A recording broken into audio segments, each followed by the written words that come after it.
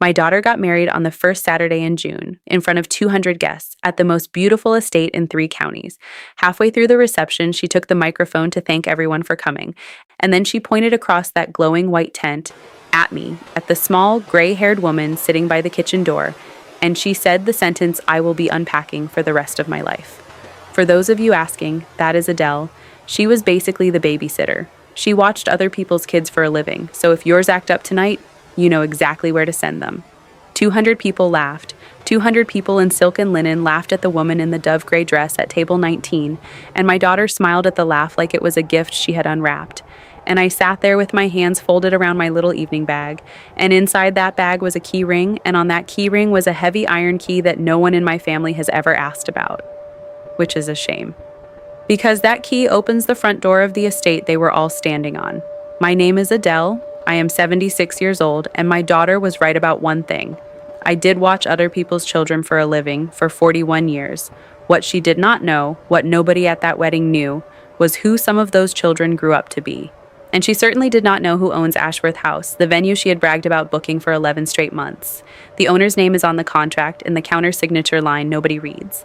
A. Prentice. 10 minutes after the babysitter joke, while the laughter was still settling, the father of the groom stood up. He was not supposed to speak yet. He crossed that tent in his beautiful tuxedo with his glass in his hand and his jaw working, and what he did when he reached my table made 200 people go so quiet you could hear the candles. I will take you there, I promise. But first you need to know how a babysitter came to hold the key to a 12-acre estate, because that is a 40-year story, and it is worth telling properly. Before I begin, do something for me. Tell me in the comments where you are listening from and whether anyone has ever introduced you as less than you are. I read every comment, usually with tea, sometimes twice, and if stories about quiet women who turn out to be holding all the cards belong in your evenings, the like button and the subscribe button are how you keep them coming. All right, let me tell you about the children first. I started minding children in 1968 when I was 18 years old because my mother minded children and her mother cleaned houses. And in our family, the ladder went up one rung at a time, but I was good at it. I do not say that about many things. I say it about this. Give me a screaming, overtired, furious 4-year-old, and give me 4 minutes, and I will hand you back a person. I worked for oil families and hospital families, and one family that owned half the radio stations in the state. I have buttoned 10,000 small coats. I have taught more children to read than some elementary schools. And here is the first name you need, though you will not understand why for a while yet. In 1971, I was hired by a family called the Hales to mind their little boy, Teddy Hale. 4 years old, allergic to strawberries, terrified of thunder, bit the mailman once and cried about it after. I kept a logbook in those days, a habit I never broke. 1 page a day, what the child ate, what the child learned, what the child needed his parents to know and his parents were too busy to ask. 41 years of those logbooks are in my cedar cabinet. Teddy Hale has 11 pages. Hold on to Teddy. He grows up and he matters. In 1975, I married Roy Prentice, who drove a delivery route and could fix anything with a motor in it, and who laughed at my jokes for 7 years and then died on an icy overpass in 1982, 11 days before Christmas. He left me a small house note I could not pay and a daughter, 3 years old, Meredith. So there is the arithmetic of my life, plain as I can put it. 1 woman, 1 little girl, and other people's children from 6 in the morning until 6 at night. I raised Meredith on the back steps of grand houses. She did her homework in kitchens with marble islands, quiet as a mouse because Mama's job needed her quiet. She grew up close enough to money to smell it, and too far from it to ever have any. And if you want to know where this story truly starts, it starts there. Not at the wedding. In those kitchens where my daughter learned to be ashamed of me. Now let me tell you about the house. Ashworth House sits on 12 acres at the end of Chandler Road, behind a 1/4 mile of copper beech trees that were planted before the Civil War. 30 rooms, a ballroom with a painted ceiling, a rose garden with a stone bench where, if you sit very still in June, the whole world smells like 1910. I went to work there in 1989 when Meredith was 10. Not as a nanny by then, as housekeeper and companion to Mrs. Eleanor Ashworth, who was 68 when I met her and 101 when I lost her. I want to be careful how I speak about Eleanor Ashworth, because she is the hinge of my whole life and I refuse to make her a plot device. She was sharp as a hatpin and lonely as a lighthouse. Her husband was long dead. Her only son died at 23 in a war she refused to name in conversation, and after him there was simply no one. Money and rooms and no one. For 23 years, I ran her house, and somewhere in there, without either of us announcing it, the job stopped being a job. I read to her when her eyes went. She taught me wine and paintings and how to write a letter that gets answered. We fought about politics every single Sunday and enjoyed every minute of it. When Meredith was in high school, Mrs. Ashworth paid for her braces and told me it was a bookkeeping error and dared me to argue. And I will tell you one more thing she did because you need it for later. She watched Meredith grow from her window over years.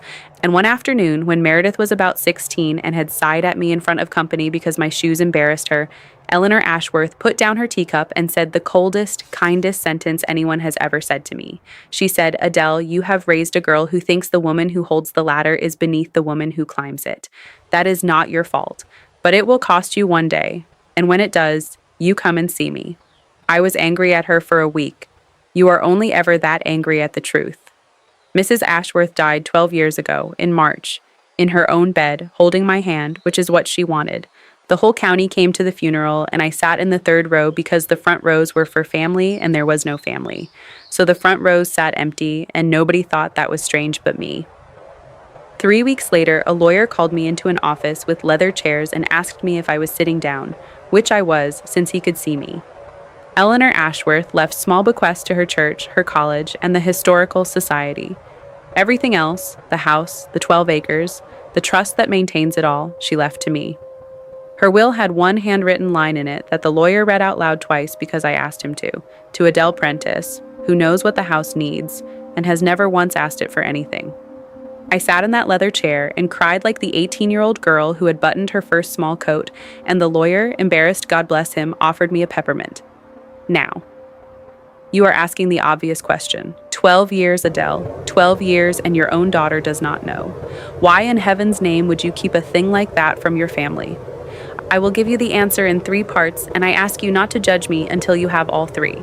Part 1 is a paper Mrs. Ashworth left me alongside the will, a letter, which I keep in the cedar cabinet with the logbooks. I will read you the middle of it later in this story, at the moment I finally understood it. Part 2 is my daughter's husband at the time, a man named Chad, who by then had walked Meredith through 2 bankruptcies and a repossessed boat, and who asked me at Thanksgiving, the same year Eleanor died, whether the old lady had left me anything, with his fork stopped halfway to his mouth, and something in his eyes I had seen before only at dog tracks. I said she left me her Rolodex and her rose clippers. He lost interest by the potatoes. That marriage ended 2 years later, and the boat people came for the second boat. And part 3, the true part, the part under the other parts, I wanted to see. God forgive me, I wanted to see who my people were when they thought I had nothing. Because a woman who has spent her whole life in the service doorways of wealthy houses learns one lesson better than anyone alive. People are exactly who they are around the help. Here is how the arrangement works, so you understand the stage this wedding walked onto. The estate is held by something called the Ashworth House Preservation Trust. That is me. The trust hires a management company to run the house as an event venue. Weddings, mostly, May through October, and the venue income pays the roof, the gardens, the taxes, and the salaries of 11 good people. The manager is a marvel of a woman named Marisol Vega, 45 years old, runs that estate like a Swiss watch with a clipboard. Marisol is one of exactly 4 living people who know that the quiet widow in the gatehouse is not a tenant, because that is the other thing. I live there. I moved into the stone gatehouse at the end of the drive the year after Eleanor died, and when Meredith asked, I told her the exact truth, shaped gently. I said, I looked after the place for so many years, and the new arrangement lets me stay on and keep an eye on things. Every word of that is true. Now, Meredith, my daughter is 44 years old, and she is beautiful, and she is smart in every way except the one that would save her, and I love her in that permanent, aching way you love a child who has decided your love is furniture. After Chad and the boats, she rebuilt. I will give her that. She works hard. She runs marketing for a medical group. She owns a townhouse with a door, the color everyone's door is this year. And 3 years ago, she met Spencer Hale. Spencer is 39, does something calm and profitable with municipal bonds, and is, I want to say this early and clearly, a genuinely decent man. The first time Meredith brought him to the gatehouse, he stood in my little kitchen looking at the framed photograph of Roy next to my spice rack, and he asked me what Roy was like. No one had asked me that in 15 years. We stood there and talked about Roy for 20 minutes, while Meredith sat in the car answering emails, and when Spencer left, he shook my hand in both of his. And I thought, well, the girl has finally overcorrected in the right direction. You caught the name, I hope. Hale. I caught it too, the very first time Meredith said it, and my heart did a strange little half step, because it is not a rare name, but it is not a common one either. I asked, as casually as an old woman can, what Spencer's people were like. Meredith lit up like a window display. The Hales, Mom. His father is Edward Hale, the real estate attorney. They have the firm downtown with the columns. They belong to Westbrook. His mother chairs the hospital gala. Edward Hale, Teddy Hale. 4 years old, allergic to strawberries, terrified of thunder, 11 pages in a logbook in my cedar cabinet. The little boy I rocked through storms in 1971 had grown up into a name my daughter said the way other people say cathedral. And my daughter had no idea because my daughter has never once asked me the names of the children I raised. They were just the kids, in her telling. Mom watched kids. I sat with that discovery alone for a full evening, the way I sit with most things. And I decided, and you may fault me for this, that it was not mine to announce. 55 years had passed. The odds that a busy man in his 60s would remember his nanny were slim, and the odds that it would matter to anyone but me were slimmer. So I put it away, on the shelf in my chest where I keep things that are heavy but not urgent. It did not stay on that shelf. It came down off that shelf at the loudest possible moment in front of 200 people, and when it came down, it brought the whole shelf with it. But we are not there yet. First, my daughter had to get engaged, and then she had to find a venue, and then she had to break my heart in swimming pool-sized increments for 11 months. The engagement happened in September on a sailboat with a photographer hiding on the dock, because nothing in my daughter's life is real until it is also content. She called me at 9 that night, breathless, and for 4 beautiful minutes she was mine again, laughing, half crying, telling me about the ring and how Spencer's hands shook. I stood in my kitchen with the phone against my ear and my eyes closed, just collecting it. Those 4 minutes have to last me a while, so I keep them where I can find them. Then she said, "And Mom, you will die. We already know the venue we want. There is a wait list. It books 2 seasons out. Bree says she has never gotten a client in under 14 months. Bree is the wedding planner. We will meet Bree properly later, unfortunately." I said, "Which venue, sweetheart?" And my daughter said, "Ashworth House, Mom, the estate, your estate." And then she laughed and corrected herself. "Well, you know what I mean, the place where you worked." My daughter got a call from the manager of Ashworth House that Friday telling her a June date had opened up unexpectedly, and that the owner's trust occasionally releases held dates, and that if she could confirm within a week it was hers. A cancellation at Ashworth House in June. Can you believe our luck? For 11 months, that was the sentence. Can you believe our luck? No, sweetheart. I cannot believe your luck. Nobody can believe your luck because it is not luck. It is your mother. It has always been your mother, standing behind the curtain of your whole charmed life with her sleeves rolled up. The venue fee at Ashworth House for a June Saturday is $68,000. I want you to have that number because numbers in this story do a lot of quiet work. Edward Hale, father of the groom, offered to split the wedding costs down the middle with Meredith, which is generous, and Meredith took the deal and then made her half into a monument to a person she has never been. And I, mother of the bride, was assigned my role early, at a brunch in October, in front of Spencer's mother. Meredith reached over and squeezed my hand and said, "And Mom is going to be our secret weapon with all the little cousins, aren't you, Mom? Kids just love her. It is honestly a gift." Spencer's mother, a kind enough woman upholstered entirely in cream, smiled at me the way you smile at someone else's well-behaved dog. There it was. 10 months before the microphone, the job had already been posted. I was not being brought to my daughter's wedding as her mother. I was being brought as staff. She did not have to pay. Let me walk you up the staircase of that year, insult by insult, because each one matters to what I did and did not do at the end. November was the dress. I found a beautiful one, dusty blue lace, sleeves to the elbow, and I tried it on for Meredith on her lunch break, coming out of the fitting room feeling for 1 warm minute like the mother of a bride. Meredith looked up from her phone and made a small pained shape with her mouth. She said, "It is gorgeous, Mom. It is just blue photographs so loud. Could we do something quieter? Gray, maybe? You always look right in gray. Right in gray." I bought the dove gray dress she picked, and I want to be honest with you, it is a fine dress. That is not the point. And every woman listening knows it is not the point. The point is, I stood in a fitting room at 76 and learned my job at my daughter's wedding was to photograph quietly. January, February, March were the planning months, and here is where the story earns the word humiliation properly. Because Bree, the wedding planner, discovered that the mother of the bride knew Ashworth House like her own hand, and Bree, who is paid 12% to be efficient, began using me. And Meredith let her, encouraged her. "Adele, could you be on site Thursday to let the florist do her walkthrough? Adele, you know where the groundskeeper keeps the extra market umbrellas, be a dear." "Adele, the linen delivery is at 7 on Friday morning, since you are right there anyway. I want to confess something to you now, and I need you to hear the tone of it because it is not sad. I did every single task, cheerfully. I let the florist in and told her which beds she could not touch, and she thought I was the caretaker's widow, and we got along wonderfully. I received the linens. I knew where the umbrellas were because I bought the umbrellas. There is a dark comedy available to a woman in my position, and I drank deeply from it all spring. But April was not funny. In April, the seating chart came out. Meredith showed it to me herself on her laptop at my own kitchen table with the particular briskness she uses when she knows a thing is indefensible and intends to outrun the conversation.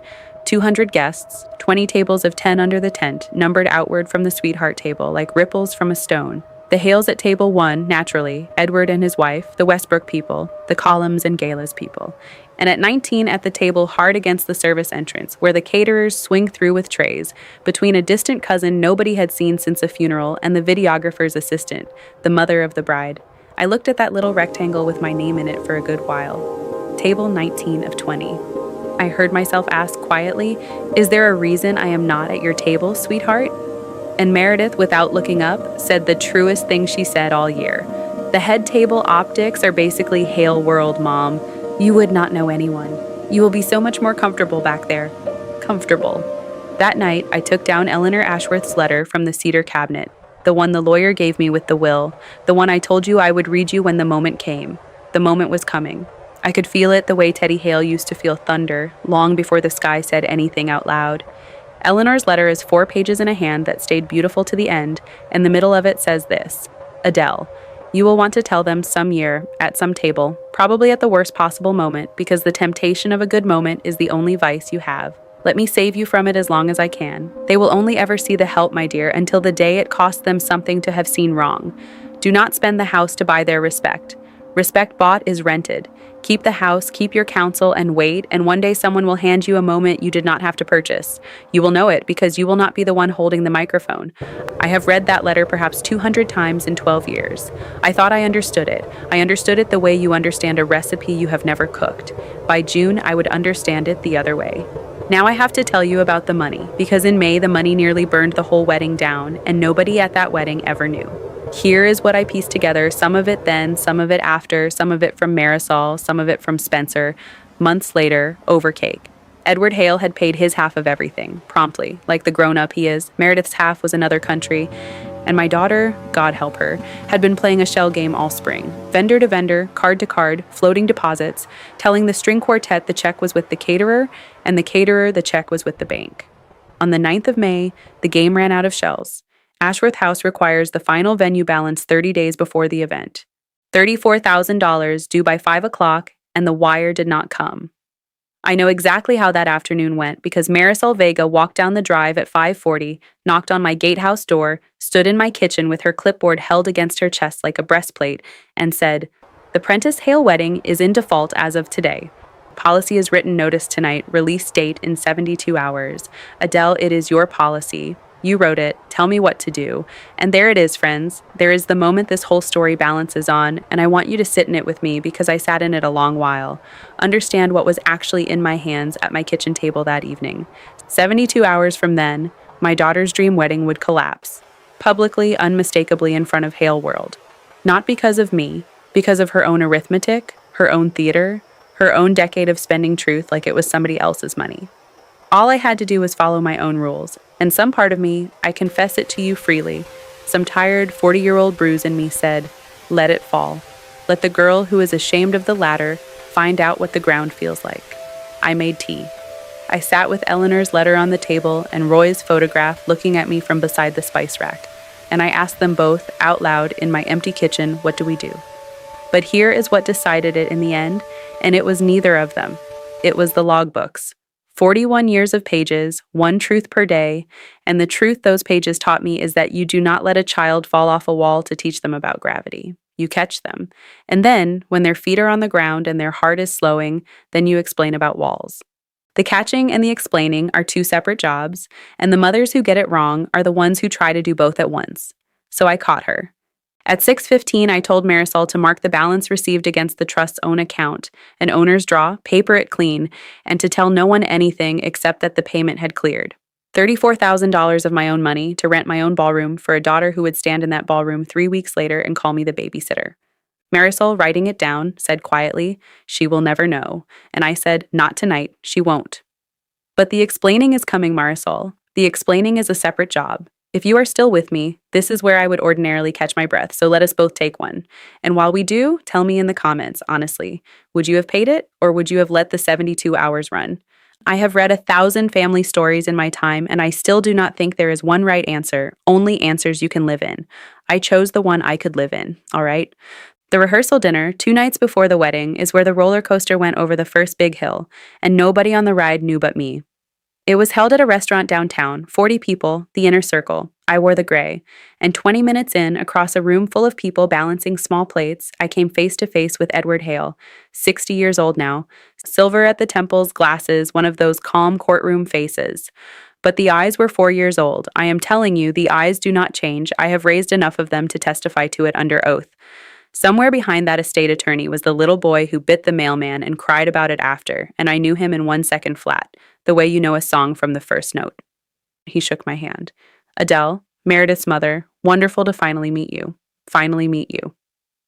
I watched his face carefully, the way I once watched it for fevers. Nothing. 55 years is a long time, and I had been 21 and quick, and I was now 76 and gray, and to him I was a pleasant elderly stranger at the edge of his son's happiness. Good, I told myself. Good. Simpler that way.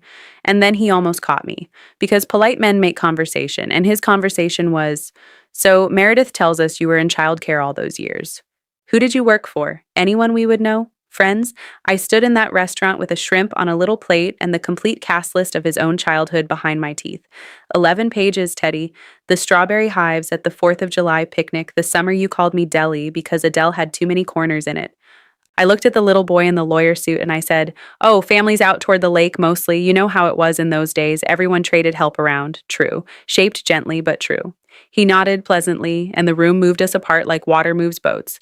And I spent the rest of that dinner performing calm at a level I had not needed since certain bath times in 1972, because a thing was now loose in the building that I could not put back on its shelf, and its name was Teddy Hale, and the wedding was in 36 hours. Eleanor's letter, page 3.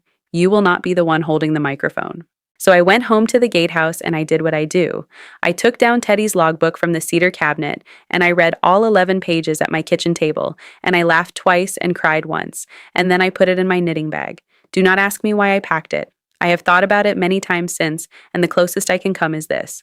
41 years of pages, and no one had ever once asked to see them. But a woman likes to have her documents at the closing. Some habits are load-bearing.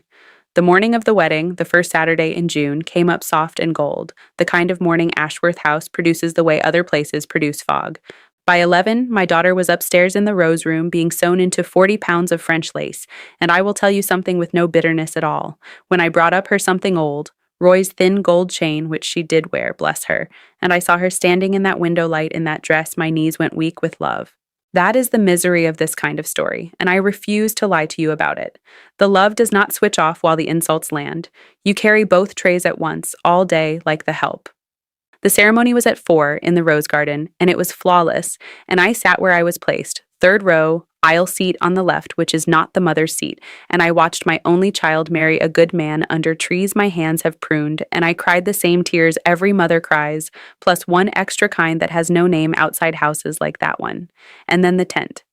200 people under a ceiling of string lights and June dusk, gold on white, the band easing through dinner standards, and the whole scene so beautiful that even table 19, hard against the service entrance, had its charm if you like watching trays go by, and as it happens, I love watching trays go by. I judged every single one, force of habit, and now it is time. 10 o'clock, or near it. Cake cut. First dances danced. The band leader handed my daughter the microphone for the welcome toast, the one she had insisted on giving herself, because Meredith gives excellent microphone. She thanked the Hales radiantly. She thanked Westbrook people by name. She thanked Bree. She thanked the band. She performed a small self-deprecating joke that had been workshopped, I would bet money, in front of a mirror. And then some tipsy college roommate at table 5, meaning no harm, called out, "And who is the lady who fixed the flower girl's bun? She is adorable." Because I had, an hour earlier, the bun had surrendered and the child was in tears, so I fixed it, 30 seconds, an old skill, like riding a bicycle. And I watched my daughter, in front of 200 guests, glance over at table 19, and I watched her make a calculation I have seen her make since she was 16, the fastest math she knows, the arithmetic of embarrassment. Her circle did not know who I was. The question had made them curious. The truth, my mother, a housekeeper, mother of the bride, seated by the kitchen door, was suddenly a live wire in a room she had spent a year wiring for image. And so she smiled her hostess smile and she said it. For those of you asking, that is Adele. She was basically the babysitter. She watched other people's kids for a living, so if yours act up tonight, you know exactly where to send them. Laughter. Big, warm, wine-loosened laughter. The kind a good room gives any line said with enough confidence. And she wrote it, she sparkled on it, she gave a little bow with the microphone like a comic. And the woman in dove gray at table 19 sat perfectly still with her hands folded and smiled a small smile because 76 years teaches you where to put your face while your chest fills with ice water. Basically the babysitter, not my mother, not the woman who raised me alone on a housekeeper's wages after my father died on an icy overpass. Not even my name said the way a name is said, Adele, flat like a coat check tag, the babysitter, at my own house, under my own lights, on grass I had paid to have mowed that Tuesday, at a wedding I had rescued 5 weeks earlier with 34,000 of my own dollars, in front of 200 guests eating a dinner served through my service door. I looked down at my evening bag, and inside it, past the tissues and the peppermints, I could feel the little weight of my key ring, the iron key, warm from riding against my hip all evening. And I thought, so help me, this exact thought. Well, Eleanor, you said I would know the moment. But it was not my moment yet. Remember the rule. I would not be the one holding the microphone, and I did not reach for one. Here is what I actually did in the 2 minutes after the laugh, and I am as proud of it as anything in this story. The joke had shipped me somewhere, so I went.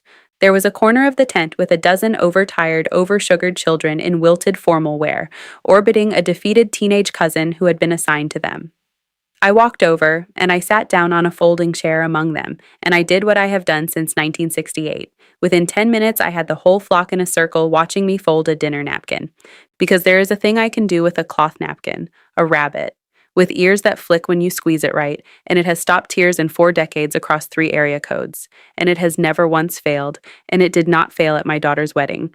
The little flower girl with the rescued bun laughed so hard she got the hiccups. 2 boys demanded rabbits of their own, so I taught them, badly, which is the fun of it, and the tables nearby began to turn and watch, the way grown people at weddings will watch anything genuinely alive, and there was that soft ripple. Look at her with the kids, and I heard it, and I folded another rabbit, and friends, I want to be honest. It was not strategy, I was comforting myself, but it played, I am told, like the most quietly devastating counter-argument ever staged. The babysitter, radiant, surrounded by every child in the room, being visibly better at joy than anyone else at the party. And 1 table away, at table 1, a 60-year-old estate attorney had stopped mid-sentence.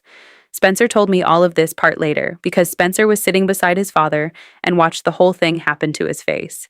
Edward Hale watched the napkin become a rabbit, watched the ears flick, and Spencer said his father set down his glass without looking at it and missed the table edge by an inch, and did not notice the spill, and said very quietly, to no one, in a voice Spencer had never heard him use.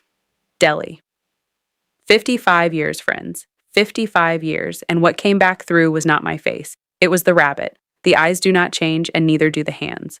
What happened next happened fast, the way dams break, slow then all at once. Edward Hale stood up at table 1. His wife said something to him, and he did not hear it. He crossed the dance floor between the twinkling tables, 200 faces turning to follow the father of the groom on the move, the band leader hesitating with his baton half up, and he came to a stop in front of the folding chair where the babysitter sat holding a cloth rabbit. Up close, his eyes were wet. The courtroom face was gone entirely, and the 4-year-old was just standing there in a tuxedo. And in the hush, because a hush had followed him across the tent like the train of a coat, Edward Hale said, I am going to ask you something, and I need you to forgive me for taking all weekend to ask it. The summer of 1971, a house on Lakemont Drive. Was that you? And I looked up at him and I squeezed the napkin and the rabbit's ears flicked, and I said, hello, Teddy. You will want to know what a tent of 200 does with that. Nothing. It does nothing. Silence, thick as frosting, while a man his community had watched be composed for 40 years put both hands over his mouth like a boy, and then bent down and took my face in his hands and kissed my forehead and said, loud enough that the front half of the room heard it plainly, you are the reason I can read. Then he straightened up and he turned around to the room, and Teddy Hale, 4 years old, terrified of thunder, reached out his hand toward the bandstand and said the 11 words that took my daughter's wedding away from her. He said, "Give me the microphone, please. I have a toast to make. Before I give you the toast, one small thing, because the comments will ask." Yes, I saw my daughter's face when Edward Hale crossed that floor. She was standing near the cake table and she had frozen with a champagne flute halfway up, and her expression was the expression of a person watching a wave arrive that they cannot read. Is this good? Is this bad? Is this about me? She did not know yet that the answer was all three. And here is the toast, as faithfully as I can give it to you, and I can give it faithfully, because the videographer's sweet Ohio assistant later sent me the file, and I have watched it more times than I will admit to my doctor. Edward Hale stood in the middle of the dance floor of Ashworth House and said this. Most of you know me as a fairly buttoned up man, so forgive me, this was not on the schedule. Tonight someone told a joke that the lady at the back table was basically the babysitter. I want to tell you about the babysitter. In 1971, I was 4 years old. My father was building his firm, and my mother was not well, in the ways we did not discuss in 1971. And the person who came to our house on Lakemont Drive 6 days a week was a young woman named Miss Adele. Miss Adele taught me my letters at the kitchen table. Miss Adele sat on the floor of the hall closet with me during thunderstorms, with a flashlight and a deck of cards, until thunder meant card games instead of fear. When I bit the mailman, and I want the record to show the mailman had it coming, Miss Adele walked me down the driveway the next day and stood beside me while I apologized, and she put her hand on my shoulder the whole time, and I have tried cases for 30 years off the courage in that hand. I have thought about her my whole life. I did not know her last name. The families of that time did not always make sure a boy knew, so I could never find her, and I stopped trying somewhere in my 40s, and tonight my son married a wonderful woman, and the babysitter is sitting at table 19. He had to stop there for a while, friends. The room had gone the kind of quiet that has a sound. Then he raised his glass, and he said, "So here is my toast."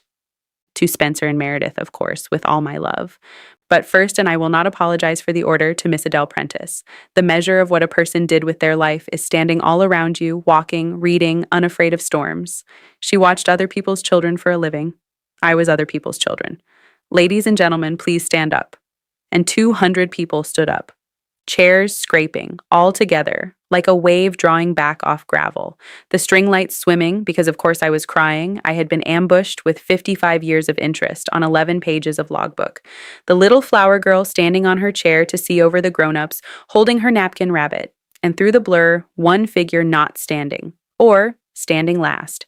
My daughter, alone by the cake table in 40 pounds of French lace, rising to her feet a full 3 seconds after her own guests, with a face I had never seen on her before. Not anger, not even embarrassment yet. Arithmetic, the fastest math she knows, running, and for the first time in her adult life, refusing to come out. Because the woman she had spent 1 year hiding and 1 sentence dismissing had just been stood for by 200 people at the request of the one man in that tent whose approval she wanted more than anyone's on earth. The latter was speaking, and Hale World was on its feet listening. The band, bless all bands, knows what to do with a room that has just cried. They went straight into something bright, and the dance floor filled, and the wedding picked itself up and carried on, the way weddings do, because 200 people cannot stay solemn with an open bar. Edward Hale pulled a chair to table 19 and did not leave it for an hour. And then I did the thing I had packed the knitting bag for without admitting it. I said, "Teddy, I have something of yours in the gatehouse, but as it happens, I brought it." And I took out the logbook. A plain school notebook, browned at the edges, 1971 written on the cover in my own young handwriting, and inside it, 11 pages. June 14th. T. Atewell. We did letters. He can write his name now, but the E falls over. Told Mrs. H. She was sleeping. July 3rd. Thunder at nap time. Closet, flashlight, cards. He won twice. He knows I let him win once. He does not know the second time was real. August 30th. Last day. T cried and hid my shoes so I could not leave. Found them in the oven. I will miss this one especially. Some children you carry out the door with you. I watched a 60-year-old attorney read 11 pages in the middle of his son's wedding reception with tears falling openly off his chin, and when he got to the oven, he laughed the exact laugh of the 4-year-old. The whole room heard it, and he put his hand flat on the page like a man taking an oath, and he said, "You carried me out the door with you." And I said, "I carried all of you. It is why my arms look like this." That hour, friends, was the payment. Whatever else this story cost or returned, that hour at table 19 was the payment. And I want it on the record that it came before anyone knew anything about a deed. The respect Eleanor warned me about, the rented kind, that was still to come. This was the other kind. The kind that was bought 55 years ago, 6 days a week, at a kitchen table on Lakemont Drive, and had been earning interest in a grown man's character the whole time. Now, it is 11 at night, the party is at full boil, and we have arrived at the hallway.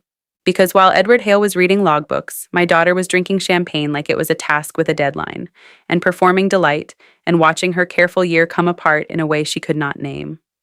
Understand what the toast had done to her arithmetic. Her mother was suddenly the most interesting person at her wedding. Not through money, not through name, through goodness, which was the one currency Meredith had never thought to counterfeit. And around midnight, she found me in the long back hallway of the house itself, where I had gone to catch my breath in the quiet because the tent had gotten loud and I am 76. The hallway matters. It is the portrait hallway. I was standing under the painting of Eleanor Ashworth, the good one, 1968, pearls and steel eyes, when my daughter came through the garden door with her train over one arm and 2 glasses of champagne worth of new honesty in her, and she was not crying, she was blazing. And she said, "Did you know?" I said, "No what, sweetheart?" "Him. Teddy." She waved her hand at the direction of the tent. "That. Did you know who he was this whole year?" "Yes," I said, "since the first time you said the name Hale." And my daughter, my only child, on her wedding night stood under Eleanor Ashworth's portrait and said, "And you just let me walk into it. You let me stand there and make that joke and get flattened in front of everyone. You could have told me, and I would have." And there she stopped. And I said gently, "Finish it, Meredith." "You would have what?" Silence in the portrait hallway. Because the end of that sentence, friends, and both of us heard it, though only one of us had almost said it, was, "I would have used it. I would have seated you at table 1. I would have introduced you differently. I would have loved you in public if I had known you were worth something to the people I was performing for." She could not say it and she could not unsay it, so she stood there, furious and gorgeous and 20 seconds from the truth of herself, and that exact moment is when Marisol Vega came around the corner with her clipboard and said the sentence. "Mrs. Prentice, I am so sorry to interrupt. The band needs the terrace circuit reset, and it is behind the iron door, and yours is the only key. There are moments a whole life folds through, like cloth through a ring." My daughter looked at Marisol, then she looked at me, then she looked at my evening bag, where my hand had already gone, out of 40 years of habit, because when the house needs a door opened, I open it. That is deeper in me than my own name. And I watched my daughter's arithmetic, the fastest math she knows, finally come out. "Why does the manager call you Mrs. Prentice like that? Why is yours the only key? Why did a June Saturday open up at the most booked venue in 3 counties the week after I asked? Why does the florist think you are the caretaker's widow? Why do you know where the umbrellas live? Why did the balance clear in May?" I saw that last one land, physically, saw it, because she went white around the mouth. She knew what her account had looked like in May. "Mom," she said, and her voice had changed, all the champagne gone out of it. "Whose house is this?"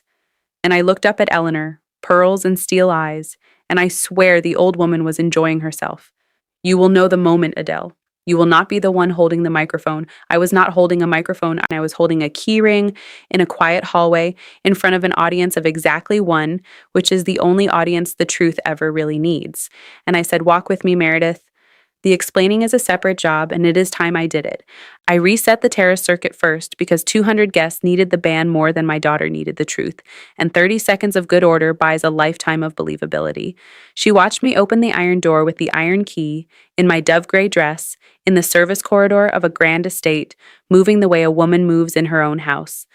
And then I took her up the back stairs, the ones I climbed for 23 years with trays, to the little study off the Rose Room, Eleanor's study, which stays locked on event days, and I unlocked that too. And I sat my daughter down in the chair where Eleanor used to interrogate senators, and I stood by the window where I could see the tent glowing on my lawn, and I told her, all of it. The 23 years, which she knew, and what they had actually been, which she had never asked. The will, the handwritten line to Adele Prentice, who knows what the house needs and has never once asked it for anything. The trust, the venue, Marisol, the gatehouse that was not charity, the June date that was not luck. The $34,000 that was not a bank error, and I watched that one go in like cold water on a burn because she made a sound, 1 syllable, and put her hand over her mouth and did not take it away for a long time. And the countersignature on her own venue contract, which had been in Bree's binder for 11 months. A. Prentice. You initialed the same pages, sweetheart. Nobody reads the countersignature line. Nobody ever looks at the help. When I finished, the room was quiet, and the band came up through the floor, very faint, playing something with horns in it. And my daughter sat in Eleanor Ashworth's chair with her mascara gone to ruin on the biggest night of her life and said the first fully true thing I had heard from her in years. She said, "I made the babysitter joke in your own ballroom." "Yes," I said. "You did." And then she said the second true thing, and it is the one I had waited 12 years to hear, though I did not know the shape it would take. She said, "Mom, if you had told me years ago, I would have been nicer to you." And I let that sentence sit in the air between us until she heard it herself, until she really heard it. I watched it reach her, watched my daughter listen back to her own words the way you watch someone read their own x-ray, because that sentence, friends, is the disease. Not the joke, not the seating chart, not the gray dress. That sentence. And to her everlasting credit, the credit I have been keeping her account open for 44 years, my daughter looked up at me with her ruined eyes and said, "That is the ugliest thing I have ever said out loud." And I said, "Yes. And it is the healthiest, because now we can begin." We went back down to the wedding, the two of us, because 200 guests and a good band wait for no reckoning. She fixed her face in the rose room, mother of the bride skills, I held the light. And I want to be very precise about what did not happen next, because this is where my story parts company with the stories my daughter grew up watching. There was no announcement, no microphone. Nobody tapped a glass and revealed the owner of Ashworth House. I have read Eleanor's letter 200 times, and I finally, that night, understood the whole of it. The moment she promised me was never the reveal. The moment was the choice not to need one. The guests went home at 1 a.m, knowing exactly two new things: that the babysitter had raised Edward Hale, and that the babysitter's rabbit had ears that flick. Both true, both enough. My daughter danced the last dance with her husband, knowing the third thing, and carrying it, alone in that whole tent, the way I had carried it for 12 years. Let her feel the weight of a kept secret, I thought. It builds exactly the muscles she has been skipping. 3 people did learn the rest that night, and each one matters so quickly. Spencer, because Meredith told him in the car to the hotel, weeping, the whole thing, which was the correct instinct, and the first evidence the marriage would hold. Edward, because Spencer called his father the next morning, and I am told the estate attorney with the courtroom face sat in his kitchen and laughed until his wife brought him water. And Bree, the planner, who I am told went back through her binder to the counter signature line and has never been the same. Sunday afternoon, the newlyweds came to the gatehouse before the airport. And my new son-in-law, the municipal bond man, set the cake on my little kitchen table, looked around my 2 rooms and my deep porch and my view of my own beaches and said, "So let me be sure I understand. You own the whole thing and you live here." "Yes," I said. "Why?" he said, not accusing, genuinely asking the way he had asked about Roy. And I gave him the true answer, which I had never once said out loud, because the big house needs someone to love it, and the little house is the one that loves me back. Spencer nodded slowly, like a man hearing a bond mature. Then he said, "Adele, I have to tell you something about the $34,000, and the kitchen went still, and my daughter put down her fork, because it seems that on the morning after the wedding, before cake, before anything, my daughter had told him about the default, the 72 hours, all of it. And Spencer Hale, who had been married for 18 hours, had already called his bank. 'The money is moving Tuesday,' he said. 'All of it, back to the trust, not because you need it, because she needs to have paid it.' Both of those sentences were correct, and I looked at this 39-year-old man and thought, Teddy is not the only one somebody raised properly. And then my daughter slid an envelope across my kitchen table, plain white, my name on it, in her handwriting, Mom, not Adele, Mom.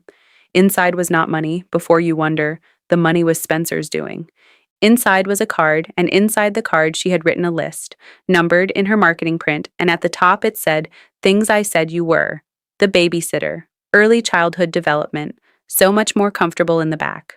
Right in gray. And then a line drawn under the list, and beneath the line, "Things you were," and one word, "Everything." And beneath that, small, at the bottom of the card, "Sweetheart, I have one more thing to ask you, and I want to earn the answer, so the asking comes later." I did not know then what the question would be. I will tell you when we get there, because I did not cry over the card. I want the record to show, until the question came, and then I made up for lost time. Let me tell you what the summer did, because a story like mine does not end at the wedding, it just changes key. Edward Hale turned out to be a Thursday person. The first Thursday after the honeymooners left, he appeared at the gatehouse at 6 with a bottle of wine too good for my stew, and we sat on the deep porch, and it thundered that evening. I am not inventing this. It genuinely thundered, and the 60-year-old attorney grinned at the sky like it was an old opponent and said, "Well, Deli, shall I get the cards?" We played on the porch through the whole storm. He won twice. He knows I let him win once.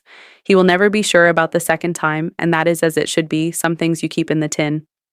It became a standing thing Thursdays, and his wife Celeste comes every other week, and she is far better company than cream upholstery suggested, and she cheats at gin more elegantly than anyone I have ever caught.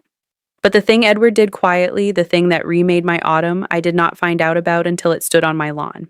He is an attorney, remember, and attorneys can find people. And somewhere in July and August, without one word to me, Teddy Hale went looking for the others, the other children. Lakemont Drive and the radio family and the hospital families, 41 years of them, scattered like dandelion seed across the country. He found more than he told me, and he invited them, and on the second Saturday of September, I was walked up the drive to the big house for what Meredith had told me was a small venue event needing my eye for the garden. Friends, there were 14 of them on the south lawn. Grown men and women between 40 and 66 years old, standing in the roses in their good clothes. And I did not understand what I was looking at until a heavy-set, gray-haired man in the front stepped forward, holding, of all the things in this world, a flashlight and a deck of cards. And he said, "Miss Adele, do you still do the closet trick? Because my grandson is scared of thunder, and I have been telling him about you for years." I knew him. Bobby Wexler, Lakemont Drive, 2 houses from the Hales, would not eat anything orange, 1973. I knew every single one of them. The names came up out of me like water out of the ground. No pump, no effort. Bobby and Diane and the Kessler twins and Mireille, who called me Madame Delis because her mother was from Quebec, and I stood on my own lawn and was passed from embrace to embrace like a parcel everyone had been waiting on for 50 years. 14 of my children came back. That is the astonishing thing about a life spent on children, friends.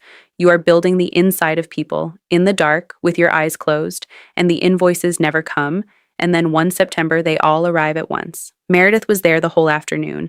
She had known for weeks, had helped Edward with the logistics, had kept the secret entirely, her first, and she spent the day at the edge of the lawn watching 14 strangers love her mother out loud. And late in the afternoon, I looked over and found her crying into a linen napkin, and Spencer had his arm around her, and I knew what she was doing because I know my daughter. Arithmetic. But a new kind. The long division she had been putting off her whole life. 41 years, 14 lawns worth of children, one mother, and the daughter had thrown away her front row seat to all of it for the price of a better table. That is a hard sum. I did not help her with it. Some homework you must be left alone with, at any age. Now I owe you Meredith's repair, and I will report it the way I report everything, accurately, which means slowly, because that is how repair actually goes. Here is what she actually did. In June, she told Spencer the whole truth of her finances, the refinance, the cards, the floating deposits, all the theater, and they cleaned it up together on a spreadsheet like adults, and she sold the townhouse with a fashionable door at a decent profit and cried about it exactly once that I know of. In July, she started coming on Saturdays, not to visit, to work. She asked Marisol, not me, Marisol, for something to do at the venue on wedding days, and Marisol, who has a genius for justice, put my daughter on family logistics, which means, for those who have never run a wedding, that my daughter's job all summer was taking care of mothers.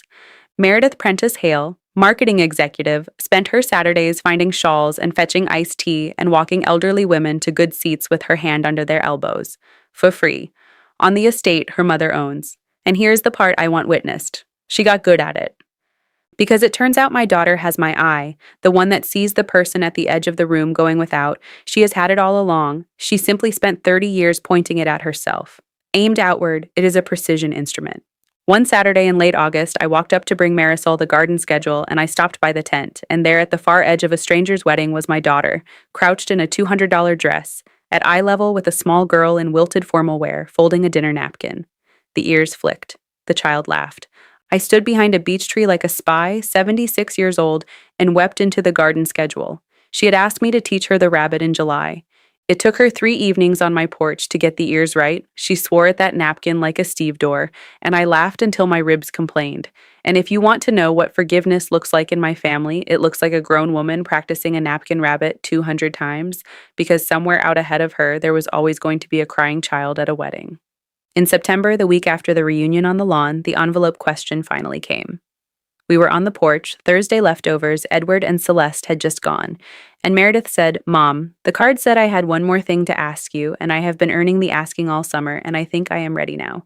I put down my tea, and my daughter, 44 years old, took a breath and asked me the question I had been waiting for since 1982, though I could never have told you its shape in advance. She said, "Who were they?" All of them. Every family, every kid, all 41 years, everything I never asked. Start at the beginning and do not skip, and I want to take notes because I am so tired of being a stranger to the best thing that ever happened to me. Friends, I told you I would report when I finally cried over that card. It was then.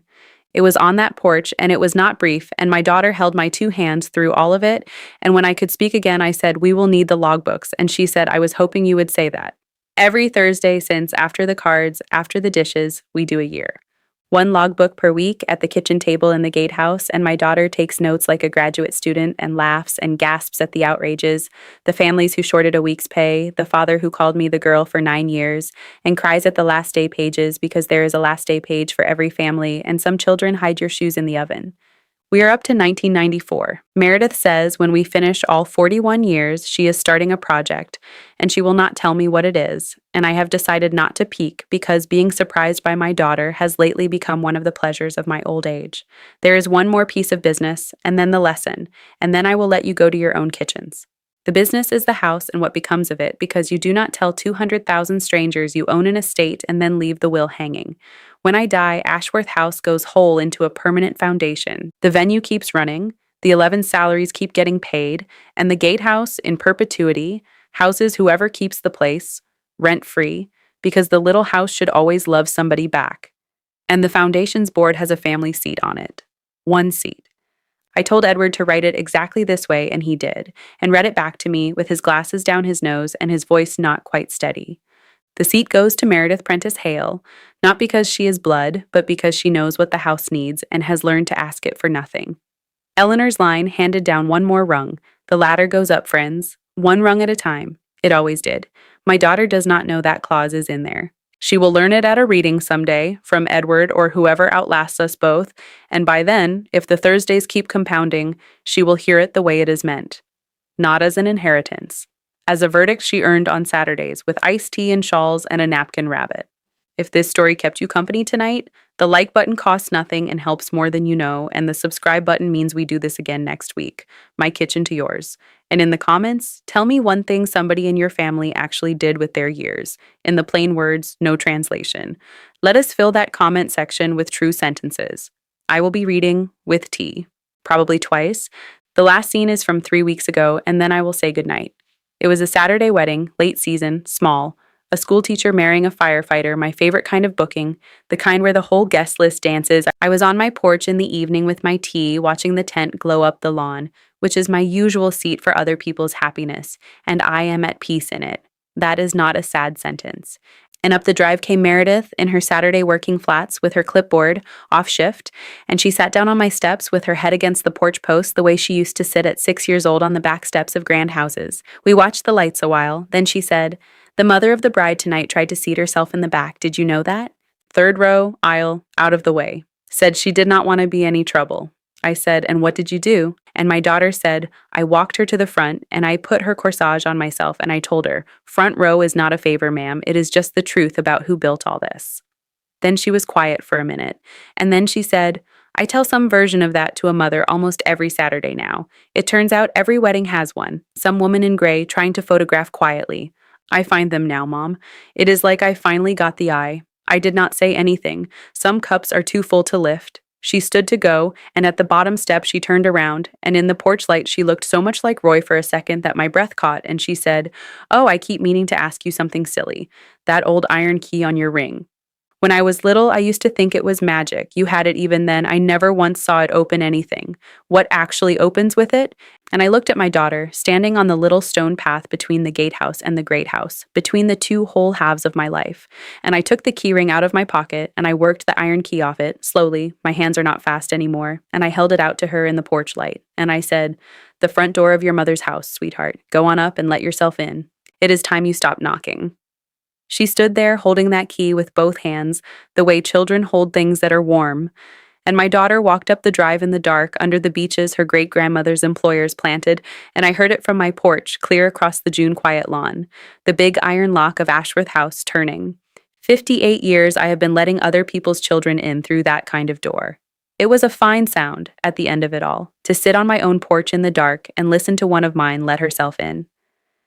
Good night from the gatehouse. The tea is warm, the logbooks are waiting on 1995, and the babysitter, I am delighted to report, is done being basically anything.